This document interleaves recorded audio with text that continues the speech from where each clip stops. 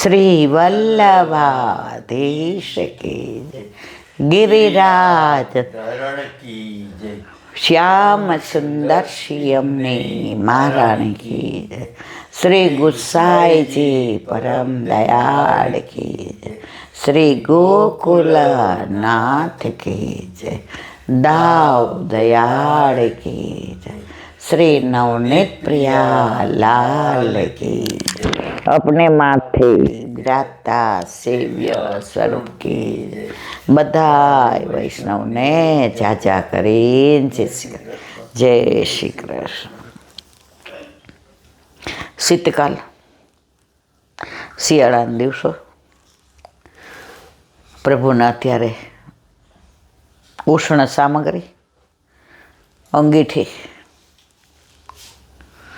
અને બધાય ગદેલના વસ્ત્ર ગદેલ ઓઢાડવાની યથા દેહે તથા દેવે.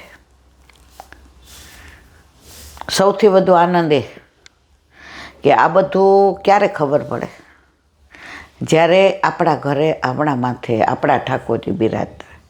આજનો દાખલો જુઓ તમે, પ્રભુ કેવી લીલા કરે છે, કેવો નટખટ નંદલાલ છે. ઓલા બેન, નામ તો મને નથી આવડતું, 1 મહિના પહેલાં ઠાકોરજી પુષ્ટ કરાવતા, એટલે મને કે ઈલાબેન તમે આજ્ઞા લઈ દો.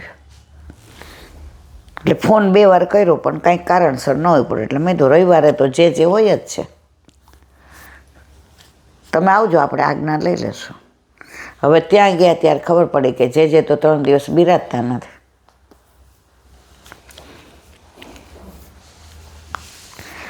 ફોન કર્યો એને કે તમે નીકળતા નહીં, ધક્કો ન ખાતા. થોડાક નિરાશ થઈ ગયા કે મેં બધી તૈયારી કરી હતી, મેં ઠાકોરજી તમને વિરહ કરાવે છે. હવે આજે અઠવાડિયા પહેલાં એણે મને કીધું હતું કે મારે ઠાકોરજી પુષ્ટ કરાવવા છે, રવિવારે ફાવે કારણ કે મારા મિસ્ટરે ઘરે હોય. મેં તો સારું, આજ સવારે જઈ અને આજ્ઞા લઈ અને તમને ફોન કરીશ, કારણ કે આજ્ઞા વિના તો.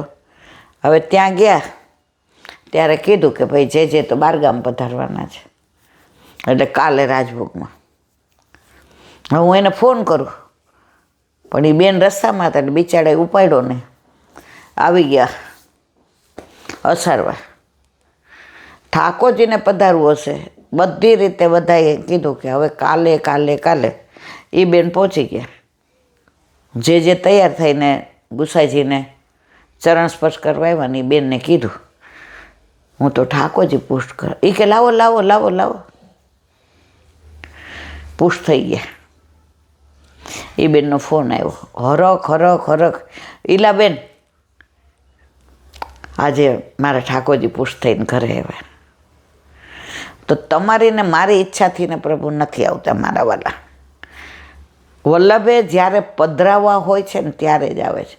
હવે એમનો 1 મહિનાનો વિરહ થયો, હવે આ તો એ રોવા જેવા થઈ ગયા કે હું અહીંયા આવી ગઈ, એમાં ઠાકોરજી પાછા લઈ જવા પડશે પુષ્ટ કર્યા વિનાના. જુઓ, ઠાકોરજી આપણા સુખનો વિચાર કરે છે ને એટલો આપણે આપણા ઠાકોરજીના સુખનો વિચાર નથી કરતા. આ સાક્ષાત દાખલો આજનો જ, તમે બધાય સાક્ષી છે. એ બેને સાંભળતા હશે તો આ નટખટ નંદલાલ આજે પણ સારસ્વત કલ્પમાં જેવી લીલા કરે એવી કરે છે. આજે હવે જે વિજય થઈ ગયા હોત તો પુષ્ટ થાત, પણ કોઈ પણ કારણસર વિજય થવામાં થોડી અવેર થઈ અને બેન સનાથ બની ગયા. જેને વિઠ્ઠલ નાથ વિચારે રે એને પ્રગટ પદાર્થ ચારે. બીજો તમને હમણાંનો 15 વર્ષ પહેલાંનો સાચો બની ગયેલો દાખલો આપો. પુષ્ટિ માર્ગમાં આજે પણ આવું થાય છે. હું દ્વારકા હમણાં સપ્તાહમાં આપણે ગયા હતા ત્યારે એક જણે પોતાનો અનુભવ કીધો. ભાલમાં એક ગામ, એમાં પેઢી દર પેઢીથી કાપડની દુકાન અને ધમધોકાર ચાલે. બાપ દાદાને એના બાપ દાદાનું એ ગામ અને ગામમાં જ્યારે કાપડની દુકાન તો આમનું નામ આવે, આજુબાજુના હટાણા કરવાવાળા ત્યાં આવે. અને એવા લીલા લેર કે દુકાન સાંજે વધાવી હોય તો ઓલા ઘરાકો એમ કે ભાઈ અમારું કાંઈ કરીને જાવ ને, અમે ગામડેથી આવ્યા છીએ. આટલો ધમધોકાર ધંધો. હવે એ ભાઈને કેટલી 2 કે 3 દીકરીઓને સારું. હવે રાતના સૂતા હતા, ઘરે ઠાકોરજી બિરાજે, રોજ સેવા સ્મરણ સત્સંગ કરે. રાતના ઊંઘ ઉડી ગઈ તો એણે વિચાર કર્યો, સવારે સેવા પહોંચીને 9 વાગે દુકાને જાઓ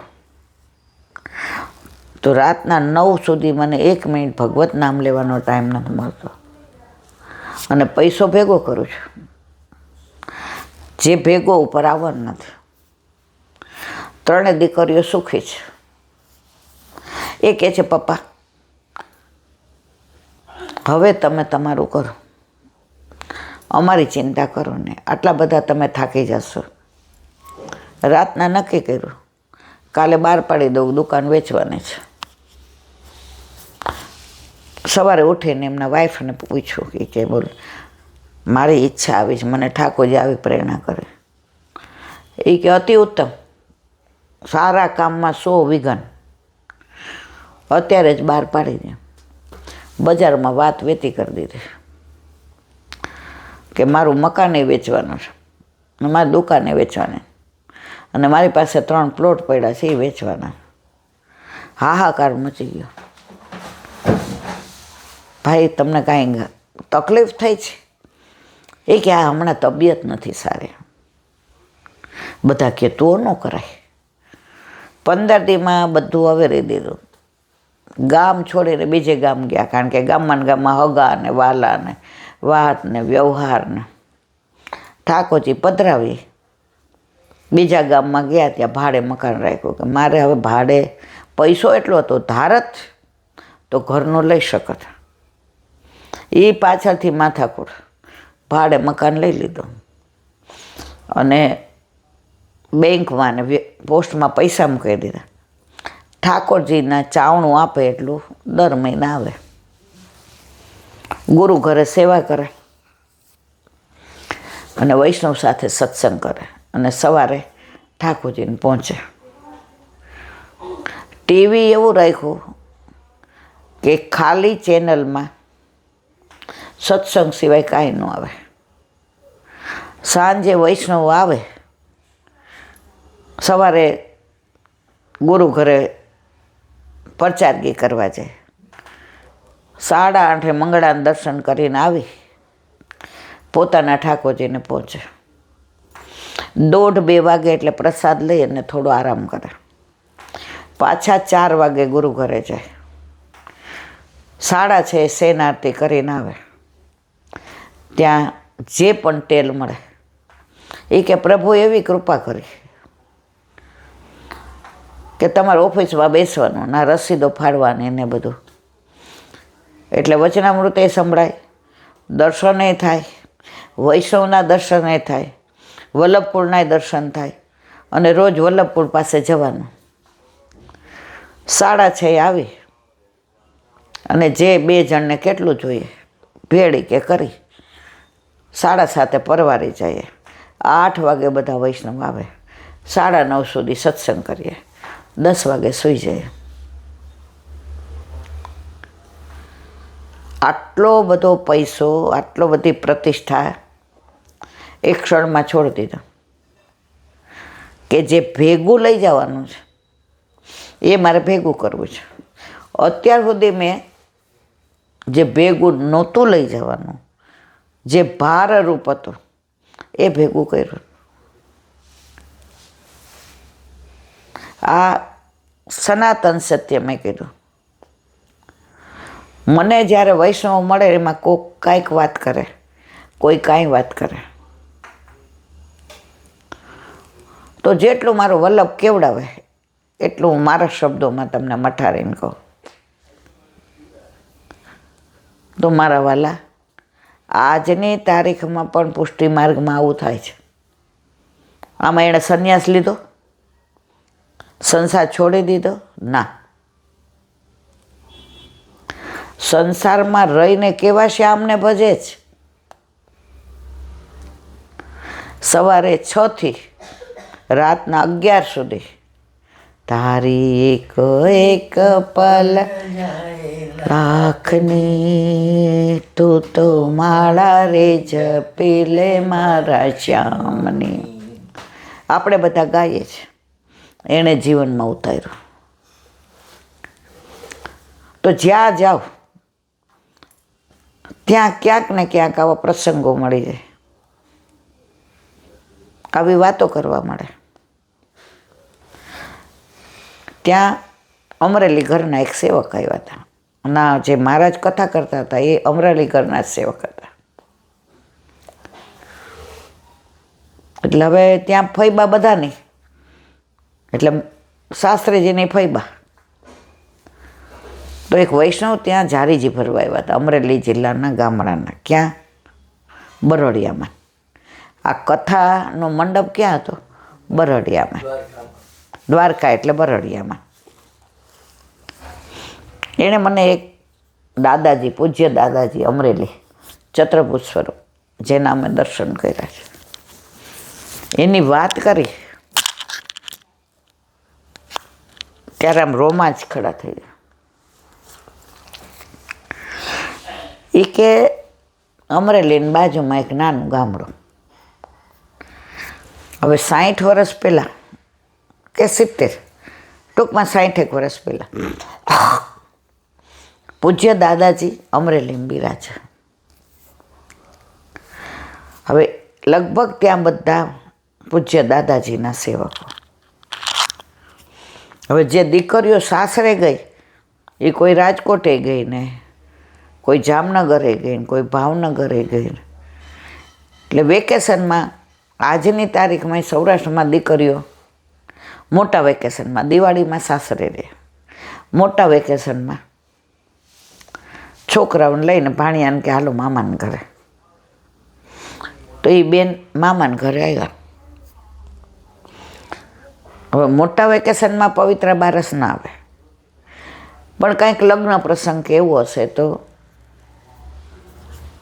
પિયરમાં આવ્યા કે છોકરાઓને મોસાળમાં. હા, તો શ્રાવણ મહિનામાં કંઈ પણ સારા કારણસર એ બેન પિયર આવ્યા એટલે છોકરાને મોસાળ. હવે પવિત્ર બારસ આવી તો લા બેન કે આટલા વર્ષથી સાસરે છે, પહેલી વાર એવું બન્યું કે પવિત્ર બારસે હું અહીંયા છું અને મારા ગુરુદેવ અહીંથી ને 25 કિલોમીટર દૂર. બાપા મારે ગુરુદેવને પવિત્ર ધરાવવા જવા છે. હવે કે ભાઈ તો હટાણી ગયો, પહેલાં બોલ્યું હોત તો બેન સાયકલ લઈને ગયો ભાઈ. પહેલાંના જમાનામાં તો સાયકલ હોવી એ. તો કે હું તો બાપા ગાડું ચલાવતો નથી. તો કે ભાઈ મારે તો, એટલે એ બેન એના પપ્પાને ભાઈ કહેતા હતા, ભાઈ મારે તો જાવો જ પવિત્ર. હવે બસ આખા દિવસમાં સવારે એકવાર આવે અને સાંજે પાછી લઈ આવે. અને ઉબડ ખાબડ ને રસ્તા આવ્યા તો ત્યાં ઓલા ભાદા દાદા મળવા આવ્યા હતા. એટલે કે ક્યાં જવું છે બટા તારે? એ કે મારે અમરેલી મારા ગુરુ. એ કે હાલ આપણું ગાડું તૈયાર જ છે, ઉપર બાંધેલું છે, બટા તને તડકો નહીં લાગે અને ભાણીને ભેગી લઈ લે. એટલે એના બાપાએ કીધું હું બાપા છું તો આ તારું બાપા જ છે. અને ગામમાં પહેલાં એવું હતું નાના ગામડામાં કે દીકરીઓ આવે ને એટલે આખા ગામની બેનો દીકરીઓ અને આખા ગામની ભાણી. એટલે બાએ તો કે તૈયાર થઈ જાઓ, નીકળ્યા. ત્યાં ગયા એટલે તરત ભોજનમાં સાજી લીધું, તૈયારી હતી.